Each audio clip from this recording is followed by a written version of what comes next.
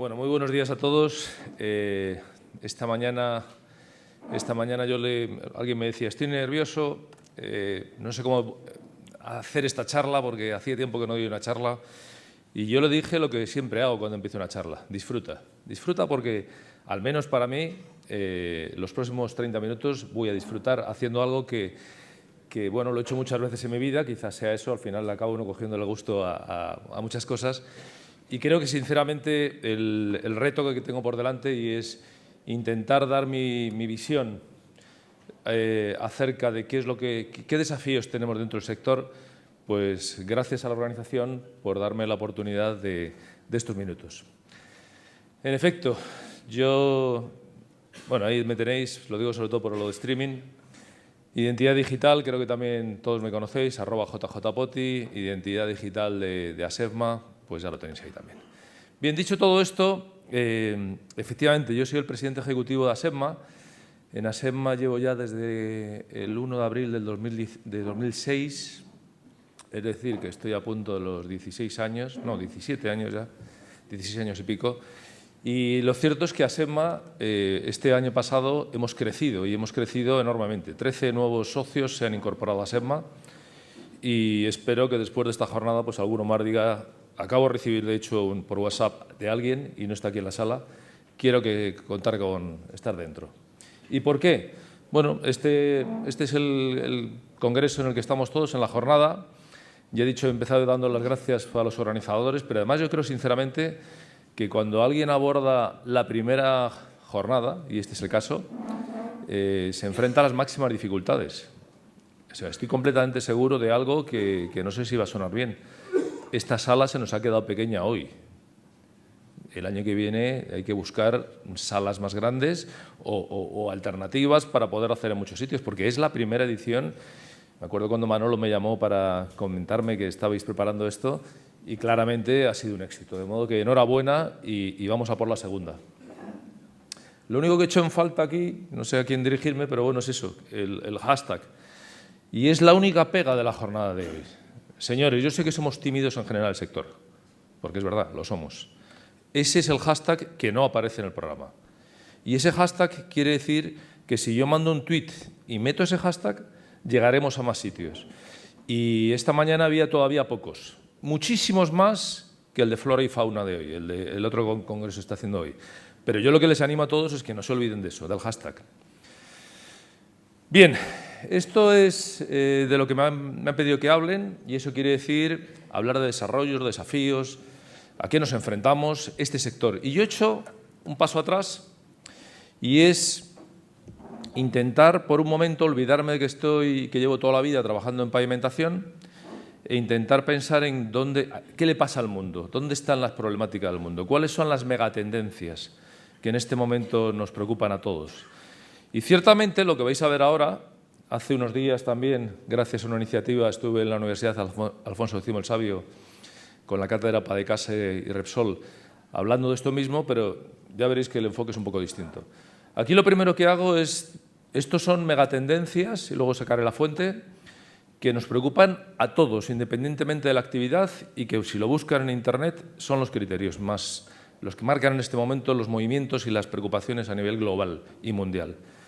Y en ese sentido, evidentemente, la primera es esto, los avances tecnológicos. Cómo la tecnología está cambiando nuestro mundo. Cómo el móvil ha cambiado nuestra forma de comunicar y de relacionarnos. Cómo todo lo que nos rodea en términos de avances tecnológicos tiene una implicación directa también en nuestra actividad. Repito, todavía no estoy hablando de pavimentación. El segundo, y también es, digamos, a todos los sectores y en cualquier condición, y generalmente nos quedamos en lo social, es decir, todo el mundo ahora luce, sobre todo los políticos, ese famoso, las ODS, que queda muy bonito como pin, es un pin que... Pero lo cierto es que no sé si mucha gente sabe cuántas ODS tiene ese pin, qué ODS hay y cuáles son los objetivos reales que tenemos que desarrollar o que son de principal preocupación en nuestro caso. Y ahí, por supuesto, entra todo lo que tiene que ver con exigencias ambientales. El tercero, no lo dije el otro día, pero me parece fundamental. Recuerdo una charla, además, que Curro Lucas, dentro de ATEM, me pidió hace ya 10 años, más o menos, ¿no? Que me decía, danos una visión de lo que va a ocurrir dentro de unos años. Y bueno, ahí la verdad es que fue un desafío precioso, pero ciertamente estamos en un país que tiene la mayor desigualdad en términos económicos del mundo, mucho más que la frontera de México con Estados Unidos, que es España con Marruecos. Es más, demográficamente, el continente que tenemos ahí debajo se multiplica por 2 en los próximos 15 años. Y evidentemente pueden ustedes imaginar que lo de la valla y todos los problemas que tenemos nos va a llegar y nos va a pasar por encima. Y aquí en la sala yo miro alrededor y veo gente todavía, como yo, es decir, españoles, pero acostumbrémonos, yo ya lo estoy viendo en muchos otros países europeos, que esa megatendencia también tiene una traslación en términos de muchas cosas. Evidentemente, aquí se habla también de otra consideración, que es el ascenso del individuo. Yo no tengo claro que ese es el concepto, pero porque lo que se dice es que el impulso y la hegemonía de determinadas potencias, por ejemplo China, va a ir en sentido contrario. Bueno, aquí pero es evidente que el individuo entendido en la cultura occidental o el individuo en la cultura asiática, también ahí está generando una situación muy distinta. Y por último, efectivamente, el mundo está en total reequilibrio. Dicho todo esto, y aquí enseño la fuente para que vean que todo esto responde, esto concretamente son las 5 megatendencias de 3M, pero si buscan varias, que hay muchas fuentes, verán que todos coinciden en una serie de factores. Nos desvela un panorama que yo desvelo ya y que además lamentablemente es así. A todos nos encanta ese concepto que se manejó sobre el Océano Azul, un lugar perfecto donde, aprovechando las experiencias, llegando a una buena relación con mis competidores, puedo hacer el desarrollo de mi actividad aprovechando los conocimientos. Lamentablemente, tal y como yo veo el mundo y teniendo en cuenta esos 5 megatendencias, creo que estamos en un mar que no es calma, todo lo contrario. Hay grandes olas y muchas olas que cualquiera de ellas nos pueden tumbar la embarcación y que el mérito está, antes lo decía con la frase de Darwin, en intentar coger la ola a favor y te puede impulsar. Es cierto que están ocurriendo también cambios y el que se sube a una ola y la sabe aprovechar, de repente aparece que una empresa que no existía hace 20 años pues es la que lidera mundialmente el patrimonio bursátil, por ejemplo. Bien, todo esto es un poco el entorno en que estamos y ahora lo que voy a intentar ya sí es todas sus preocupaciones llevarlas a nuestro sector y ver de qué nos preocupa. Ahí va, esto se me ha ido... He ido a tocar en algún sitio, por favor. Gracias. Bien, el primer documento que quiero traer aquí a referencia, que lo expliqué también el otro día, es este. Ese documento que tienen ahí, a ver si lo enfoco, este lo presentamos en el Parlamento Europeo, estuvimos en la Comisión Europea en noviembre del año 2016 y que da un dato que para mí es fundamentalísimo y es asociar el estado de conservación de las carreteras con las emisiones. Y lo digo claramente, con las emisiones, no hablo del consumo de combustible, hablo de las emisiones, porque esa es la relación que hay que buscar. Y efectivamente, el dato que todos conocemos es que, según fuentes, en este caso es de 2014, Europa, aquí hay que empezar ya a cuantificar, más allá de llevar el PIN, hay que saber de cuántos millones de toneladas. Pues Europa emitimos 4.400 millones de toneladas. 4.400 millones de toneladas, de los que el 20% de todas las emisiones que generamos en Europa, que se dice pronto, tienen que ver con la carretera. Y eso quiere decir más de 800 millones de toneladas. De modo que ya tenemos un primer dato que ayuda a entender el por qué es tan importante y por qué a mí me parece tan clave el que seamos muy cuidadosos en defender la necesidad de conservar las carreteras, sobre todo, bajo mi punto de vista, por cuestiones ambientales. Este es el proyecto al que se refería antes Álvaro, que es el proyecto efectivamente que hemos lanzado en ASEMMA, en colaboración con muchas administraciones, que es EMIPAP. Y que EMIPAP lo que hace es justamente intentar determinar cuánto es el porcentaje en términos de un IRI de 1 respecto a un IRI de 2, qué incremento de emisiones y, por tanto, qué consecuencias tiene en todo esto. En eso estamos y estamos queriendo avanzar, pero evidentemente es un trabajo que nos va a llevar años. Esto también me animo a que lo conozcan. Sé que muchos en ASEMMA ya lo conocéis. y que es, a ver si soy capaz de ponerlo en play, ahí está con la nube, si tenemos problemas, no, este es el anterior, ahí, no pasa nada. Bueno, si no puede ser, déjalo, Jorge, no pasa nada. No tiene descarga, por lo que veo. Bueno, básicamente esto es el Día Internacional de la Conservación de Carreteras y lo vamos a tener el próximo día 13 de abril. Lo hacemos siempre el primer jueves del mes de abril de todos los años, pero este año ese jueves es Jueves Santo y nos vamos al 13 de abril. Entonces, lo que intentamos es poner el foco justamente en lo que acabo de decir, en que seamos conscientes de qué implicación tiene el desatender las carreteras y, por tanto, dejar que se deterioren, sobre todo desde el punto de vista de las emisiones. Y la siguiente, esto es concretamente lo que ocurrió en la última IRMD que hicimos, que fue precisamente en Granada el año pasado.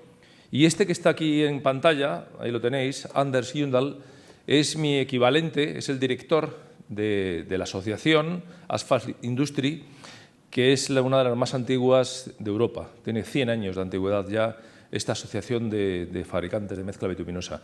Bueno, pues en Dinamarca, no lo voy a poner en play para que no nos quite más tiempo, en Dinamarca se ha tomado la decisión de que en los lugares donde hay más tráfico, las carreteras con mayor tráfico de su país, es obligatorio el uso de un tipo de mezcla que es la mezcla que garantiza la menor cantidad de emisiones en comparación con otros tipos de mezcla. Y alguien me dirá, ¿y eso qué es? Ellos hablan de las mezclas de baja resistencia a la rodadura. A mí no me gusta la terminología.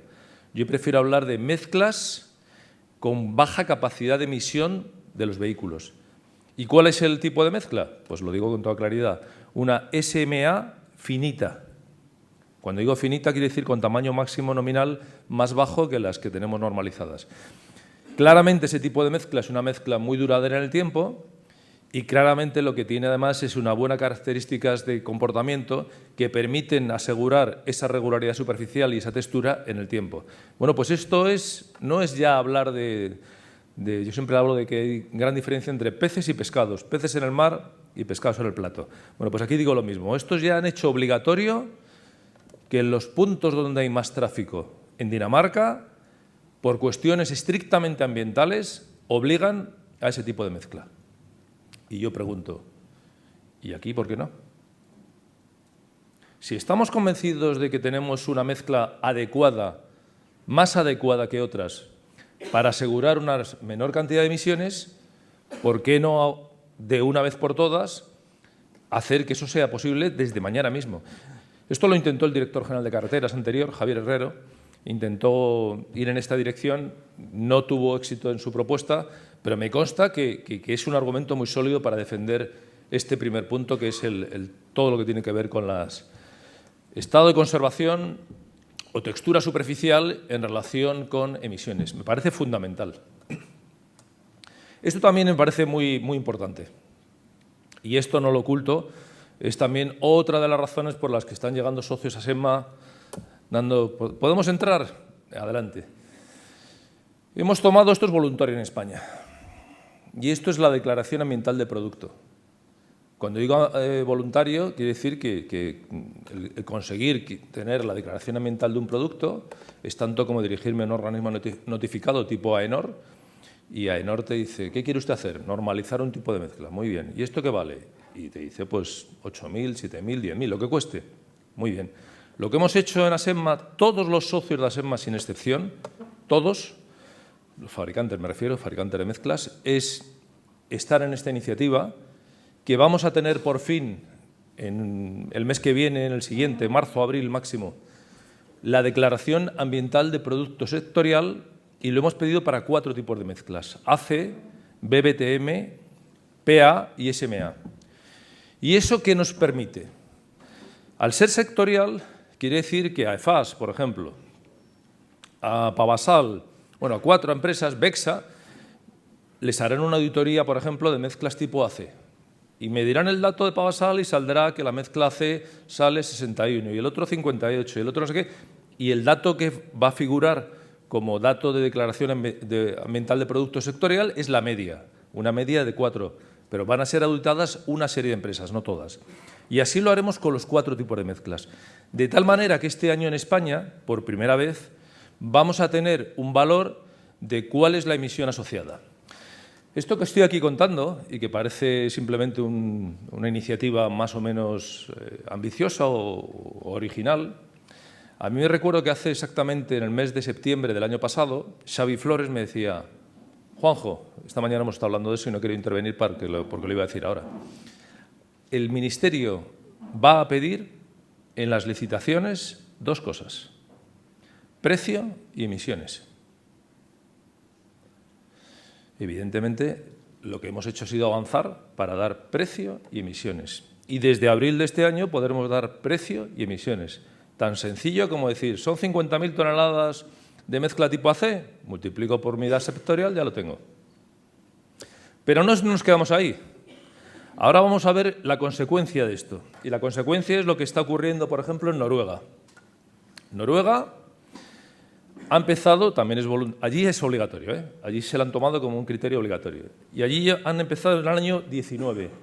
Y lo que hacen es medir el DAP sectorial y les salió el primer año 60 kilos. Y el segundo año 62 kilos. Y el tercer año 57, 54, lo que sea. Y el siguiente veis ahí la curva de las 4. ¿Y qué? Pues ¿y qué quiere decir? Que el objetivo, hemos oído antes hablar del 55%, ¿verdad? Ese es el objetivo.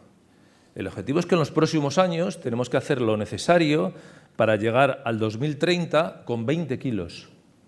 20 kilos por tonelada. Y alguien me dirá, caramba, ¿y se puede llegar a 20 kilos por tonelada? Nosotros este año vamos a tener el primer dato, el punto verde que todavía no tenemos, está puesto ahí arriba España, pero todavía no tenemos el punto. En abril de este año tendremos el primer punto verde en el 23. Ojo, Noruega es los que van en este momento líderes, pero España estamos haciendo algo voluntario y como sector estamos muy por delante de otras iniciativas europeas. Y lo que haremos será el primer punto, nos va a salir parecido al que tiene Noruega, es decir, nos va a salir 60, seguro, digo para mezclas tipo AC. Pero os podéis imaginar que si queremos llegar a 20, ya tenemos un camino mucho más duro en términos de pendiente, más forzada que la que están haciendo en Noruega en 8 años. Y alguien me dirá, ¿y se puede hacer? ¿Se puede llegar? ¿Se puede reducir un 55%? Y la respuesta es claramente sí. Sí, pero con 2 cosas que ya no son potestativas, que hoy se habla mucho de ellas. Sí, con la consideración imprescindible de entender que todo el fresado generado en cualquier actividad vinculada con pavimentación tiene que ser reutilizado en mezcla bituminosa, fuera resistencias al cambio, fuera limitaciones, incluso me atrevo a decir que fuera también criterios de no para capas de rodadura. No nos queda, si queremos llegar a 20 kilos hay que ir ahí y tendremos que hacer labor conjunta entre administraciones y asociación para llevar ese a término. Y segundo, tecnologías de bajas emisiones y tecnologías de fabricación a baja temperatura ya deja de ser anecdótico. En España, como le pasa en Europa, estamos hablando de un 5%, un 6%, de ese orden es el impacto que tienen las tecnologías de baja temperatura. Pues dentro de 5 años les garantizo que será del 90 o del 95%. Y además de eso, el sector, que esta mañana lo habéis dicho, se ha dotado, gracias a la convocatoria PRTR del año pasado, hemos conseguido desde ASEMMA que 16 de los 56,5 millones de euros que tenía el Ministerio han caído para empresas de ASEMMA. Y eso quiere decir, multiplicando por 4, estamos hablando del 40%, dividiendo entre 0,4, que es lo mismo, que va a haber más de 40 millones de euros de inversión de empresas asfalteras asociadas a ASEMMA para inversión en maquinaria y evidentemente son plantas que son mucho más eficaces y que por tanto pues, también tendrán un reflejo en esto. En definitiva, señores, hasta hoy éramos felices y nos podíamos poner el pin y con eso nos quedábamos a gusto. A partir de hoy, tened claro que tenemos que llegar a 20 kilos, no queda otra, y que eso nos va a obligar a un camino con una pendiente que ya simplemente trazad en el imaginario desde 60 a los 20 lo que tenemos para los próximos años. Y tenemos En total, 23, 24, 25, en fin, estamos hablando de 7 años. Termino la parte ambiental con un mensaje que me parece que también es importante. Yo digo que el sector a veces, las palabras son siempre importantes, pero yo creo que a veces hablamos de refuerzo de firmes, hablamos de rehabilitación, los entendemos todos. Hablamos de refuerzo, pero ¿por qué no dejamos de hablar de esta manera y empezamos a hablar de que las obras de refuerzo en realidad son tramos para la reducción de emisiones? ¿Por qué no empezamos a poner en valor que tenemos la capacidad de reducir las emisiones de manera drástica de un país?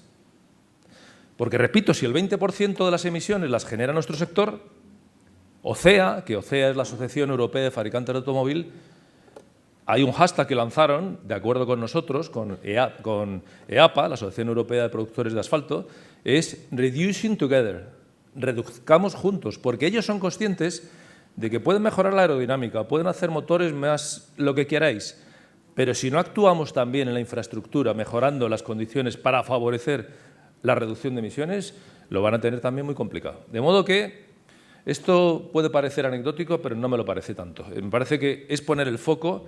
El eslogan de ASEMA antes era reforzando el firme y consolidando el futuro, y ahora preferimos decir reduciendo emisiones y la solución, reforzando el firme. Pero el foco en la... Y ahora paso al segundo escenario, que nada tiene que ver con lo que he contado hasta ahora, y que, sin embargo, repito, el problema es que muchas veces coincide en el tiempo y evidentemente tiene vinculación una cosa a otra. Y es todo lo que tiene que ver con 4.0. El 4.0 es, pues eso, tecnología, transformación digital, todo lo que estamos hablando. Ahí tenéis en esa dirección eapa.org/asphalt-40 esto, que es una definición. Yo soy, en fin, dejaré de ser presidente de APA porque esto es un periodo, son 2 años, pero este es el grupo que yo monté en Europa, el Asphalt 4.0, y me encargaron de esa responsabilidad por 2 razones. Primera, por pesado, porque estaba insistiendo siempre en que había que hacer digitalizar. Y lo cierto es que España, ya lo vais a ver ahora, estamos arrastrando, lo decía antes Paco me parece, estamos arrastrando en términos de marcando criterios fuera de este país, a nivel europeo. Si metéis en Internet, os metéis en YouTube y metéis EAPA Asphalt 4.0, y si ya ponéis Brake Show, pues todavía más fácil, encontraréis este vídeo que parece de un youtuber profesional, y este Brake Show, que es español y que es el director técnico que tenemos en EAPA, el lenguaje muy youtuber justamente explica qué es esto del 4.0. Os lo recomiendo. Y esto es una iniciativa que pusimos el año pasado en marcha y que os invito a que participéis en ella este año, y es la International Conference, es en inglés, International Conference on Asphalt 4.0. Bueno, esto es eso, lo que estoy diciendo antes. A veces decir que uno lidera queda muy bonito, pero hay que demostrarlo. Bueno, pues lo que hacemos en España es acoger un congreso que no existía, en el que nos reunimos todos los que estamos hablando de digitalización, y el primer año, es decir, lo que ha ocurrido aquí, conseguimos 12 comunicaciones, de las cuales 4 eran españolas. Fue el país que más comunicaciones presentó. Y este año lo haremos, fue el 20 y 21 de septiembre, y este año lo haremos el 26 y 27. Y ahora os voy a enseñar algunas de las cosas que hicimos, para que veáis a qué me refiero. Tuvimos un debate muy interesante que hoy se ha tocado parcialmente, y estaba Xavi Flores, como veis ahí, estaba este que está en primer plano es el secretario general de APA, y el que está al lado de Xavi Flores, entre Xavi Flores y el secretario general de APA, es el presidente de la Asociación Eslovena. Bueno, pues una de las cosas de las que hablamos, alguien lo habéis dicho en la mesa redonda última, es, imaginaros, control de calidad. Tenemos hasta ahora granometría, contenido elegante, extracción y contenido elegante, sacando testigos pero ¿cómo van a convivir y cómo se mezclan, cómo se fusionan la información digital con los sistemas convencionales de control? ¿Cómo, hasta qué punto? Evidentemente, digitalización es transparencia. Yo tengo toda la información. Pero ahí si pongo 8,2, es 8,2 para mí, el que lo lee, para él, la administración, y para el cliente.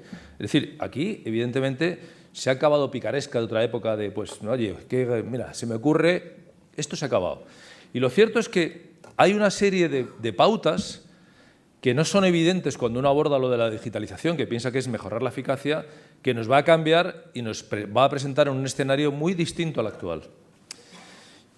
Y esto es, y con esto termino mi charla, tres ejemplos de cosas que a mí me llamaron la atención. En lugar de haceros no tenéis más que meteros en la página web que antes he mostrado, ICA 4.0, y veréis un resumen de todas las comunicaciones, de todos los textos. Ahí tenéis todo. Y si ya queréis mandar una propuesta para este año, también lo podéis hacer ya. Pero esto concretamente, para que la gente centre el tiro de cómo se está moviendo, esto fue una propuesta holandesa. Esto es una empresa holandesa, similar a cualquiera de las que estamos aquí. Jesús lo estuvo viendo en directo. Boskalis se llama. Y Boskalis presentó una cosa que a todos nos preocupa, y es que tenían una compactadora Bomag, otra Ham, y aquí una extendedora Vogele. Bien.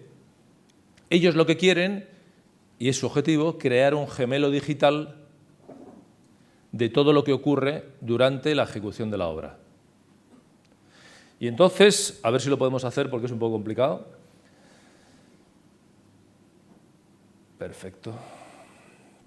Lo que vais a ver ahora, ese trapecio que veis ahí, ¿lo veis aquí? El trapecio. Esa es la extendedora.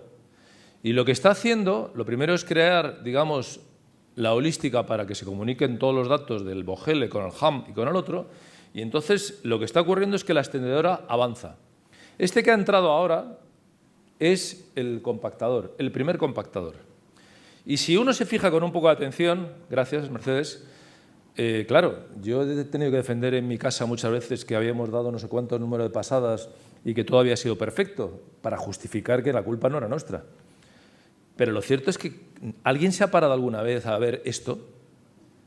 ¿Cómo se mueve un tío en un compactador? Está todavía un solo compactador, ¿eh? Veréis que no es que no le faltara compactadores, es que simplemente no habían considerado entrar. Ahora van a entrar dos más, ya lo anticipo. Pero fijaros lo que está ocurriendo, porque esto también nos puede permitir saber cuál es el nivel de compactación que tiene la mezcla en función de esos dos datos. Es decir, cuántas veces pasas por ahí y qué temperatura tiene. Ahora entran. O sea, que tenía el tío 3 compactadores. Pero esos 3 compactadores, el movimiento de uno es que es como que se hubiera bloqueado. Está haciendo siempre lo mismo.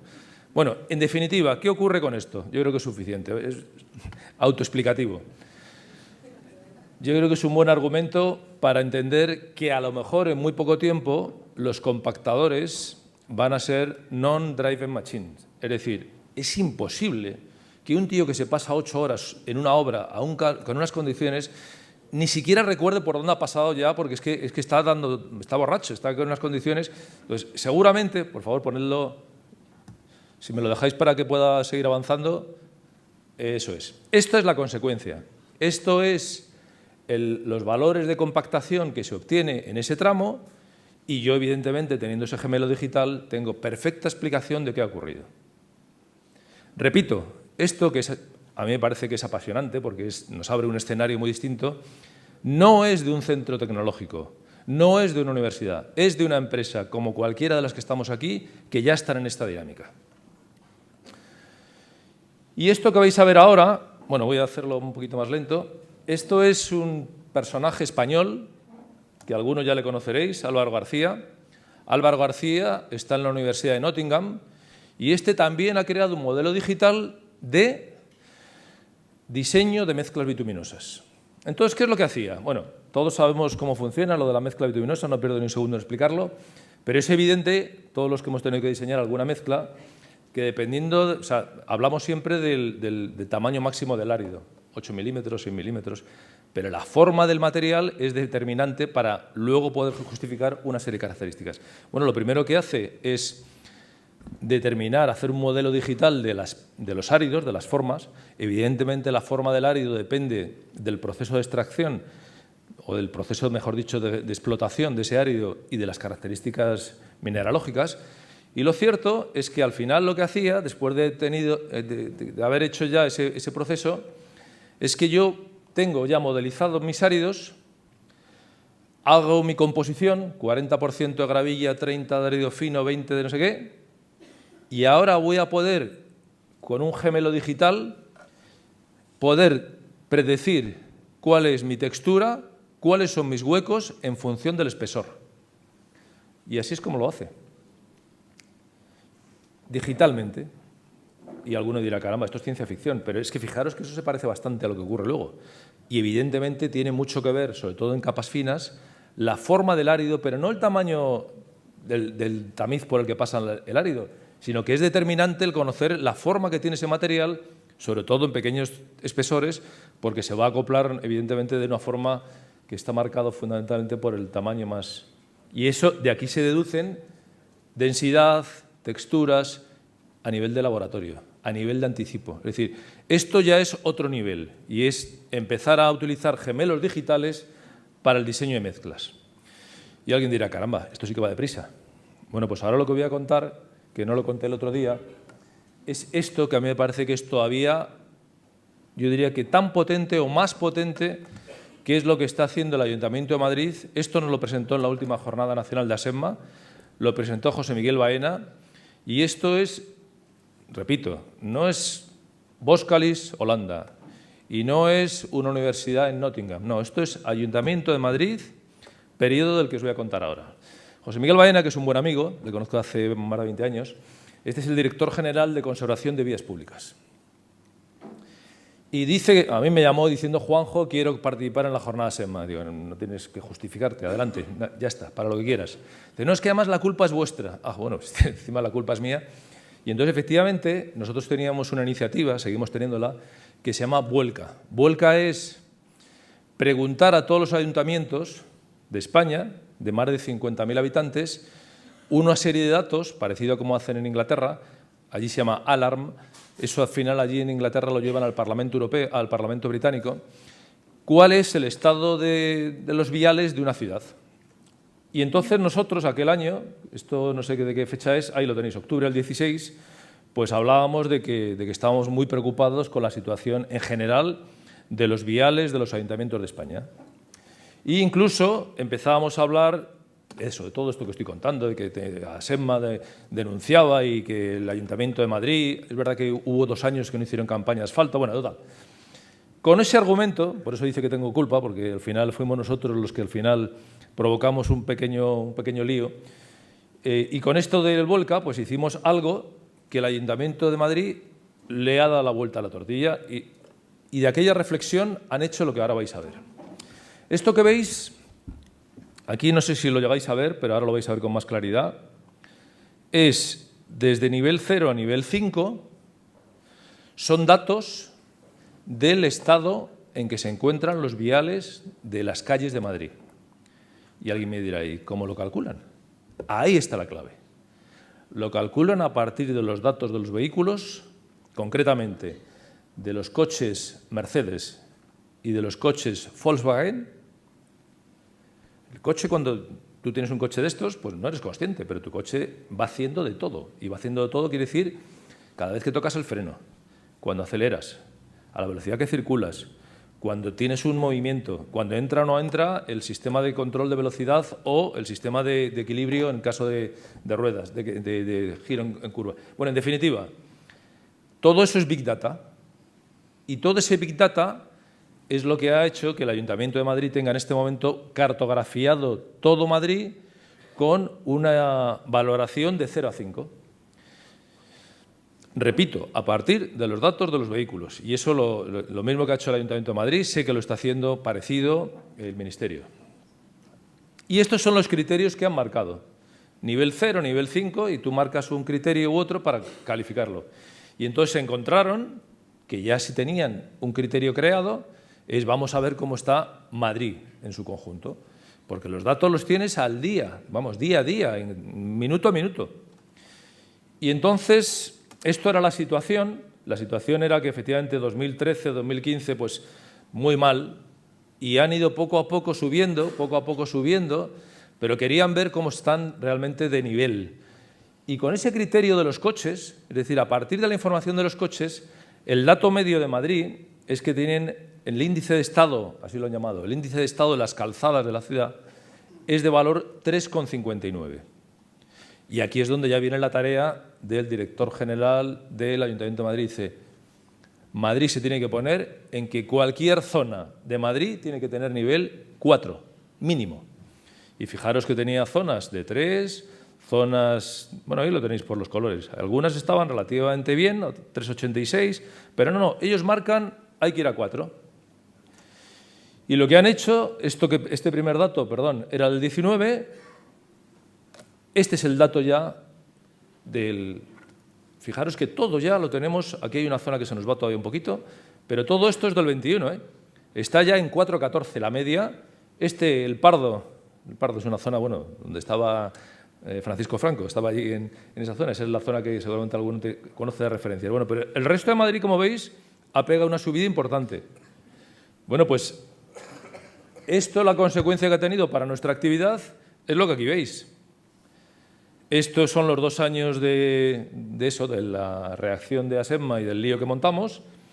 Aquí, bueno, pues hubo un periodo de voy a hacer lo que puedo, pero cuando han entrado con este criterio ha sido exactamente en este momento. Y en este momento, fijaros el plan de choque y las consecuencias del plan de choque. En definitiva, han asfaltado 3.000 calles, han asfaltado 13,2 millones de metros cuadrados. El cambio en Madrid, no sé si habéis estado por allí recientemente, es absolutamente radical, pero radical, y en definitiva lo que están haciendo es utilizando la tecnología digital de los coches para argumentar y para desarrollar la necesidad de la pavimentación y, casualidad o no, las emisiones, es decir, la calidad del aire en Madrid también ha bajado mucho.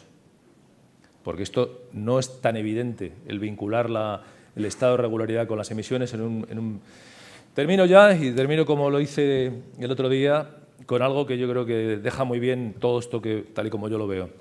Lo de las vidas. Adaptemos nuestras vidas, quiere decir, atención, con todo este lío que os he contado, vidas 5 letras y bueno, V de más verdes quiere decir más sensibilidad ambiental y más innovadores. Estamos ante un entorno que nos obliga a reconsiderar y a analizar y a buscar formas distintas de resolver los problemas, pero tenemos muchos más problemas que antes y también muchas más posibilidades de resolverlos y hay que innovar. Si no lo digo reviento, digitalización. Es una herramienta que tenemos aquí. Es evidente que hay dificultades para ponerla en práctica, pero el potencial es enorme y podemos alcanzar más rápidamente los objetivos ambientales y todo lo demás con la digitalización. Abiertos a compartir, y yo creo que esta jornada es un buen ejemplo de esa idea, así que enhorabuena otra vez. Y, por supuesto, hablar de vidas y, sobre todo, hablar de nuestra actividad. S de seguridad vial quiere decir objetivo accidentes 0. Será difícil, será imposible, pero ese tendría que ser nuestro objetivo. Así que no me queda más que daros las gracias por vuestra atención y espero que eso que decíais, charla magistral, bueno, al menos quede en una charla que os haya gustado y que deje un buen recuerdo. Gracias.